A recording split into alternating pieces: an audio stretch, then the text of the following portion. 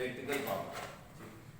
तो difference between electrical energy and electrical power, हम ये सिलसिला इससे शुरू कर रहे हैं कि जिसमें आपको कोशिश की जाएगी कि एग्जाम के पॉइंट ऑफ व्यू से जितने भी क्वेश्चन बन सकते हैं वो एक टॉपिक के साथ ही हो जाए, चाहे वो एक्सरसाइज में हो, साइड में कहीं इंफॉर्मेशन में लिखा हुआ है, वो इससे मुताल्लिक न्यूमेरिकल है, वो एक जगह हो।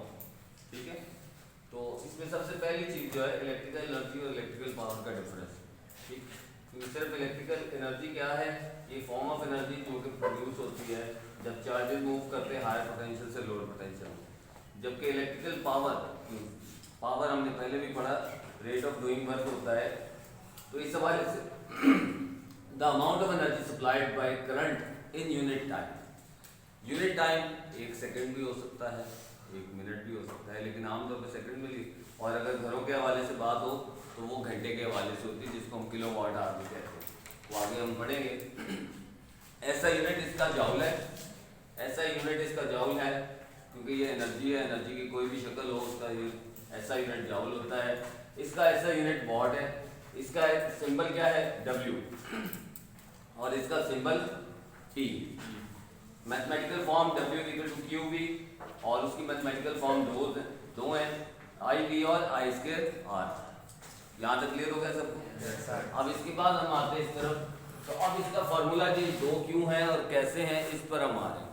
तो ये जो हमारे पास इलेक्ट्रिकल पावर है इसके दो फार्मूले क्यों हैं और क्या वजह है इसकी।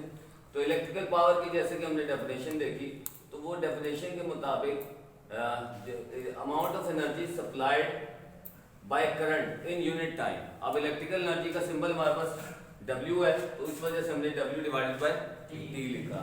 अब W जो है वो हमारे पास इलेक्ट्रिकल एनर्जी है। ये फार्मूला इसके पास कहाँ से आया? चैप्टर 13 में हमने इलेक्ट्रिक पोटेंशियल का फार्मूला पढ़ा था, दैट वाज V=W/Q। और यहाँ पर जो है ना वो इससे अगर हम W की वैल्यू निकालेंगे तो Q इधर आकर मल्टीप्लाई होगा, तो इस वजह से ये आया। ये वैल्यू हम यहाँ पर लगाएंगे तो QV/T।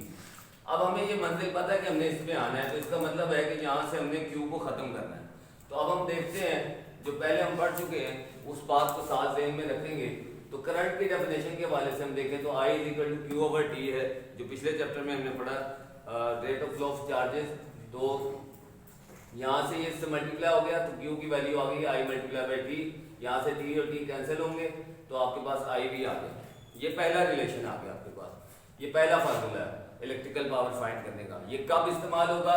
जब आपके पास गिवन में करंट और वोल्टेज होगा। करंट और पोटेंशियल डिफरेंस अगर गिवन है तो ये फार्मूला लगाया जाएगा, और अगर करंट और रेजिस्टेंस गिवन है तो ऐसी सूरत में हम ओहम्स लॉ जो भी इस चैप्टर में पढ़ा हमने V=IR होता है। तो बाय ओहम्स लॉ यहाँ पर V की जगह हम लिखेंगे IR, I×I² आपके पास जो आ जाएगा।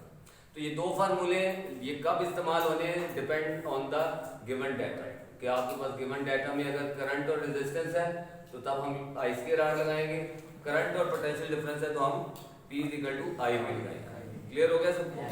चलो।